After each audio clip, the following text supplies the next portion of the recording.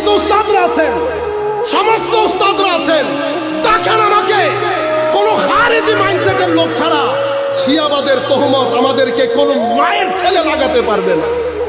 আমরা সুন্নি না হলে বাংলার জমিনের মধ্যে কোন মা কোন সুন্নি সন্তান জন্মই দেয় না।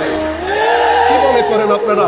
কখনো জামিয়া বিদ্বেষীর ট্যাগ লাগান, আল্লাহর ইজ্জতের কসম, জামিয়ার কারণে আমরা যত সম্মানিত হয়েছি, জামিয়াকে যেখানে যেখানে তুলে ধরেছি, তুলে ধরার সৌভাগ্য হয়েছে গত 50 বছরের তারিখের মধ্যে খুব কম সংখ্যক ছাত্র, আমি বলবো হয়ই নাই।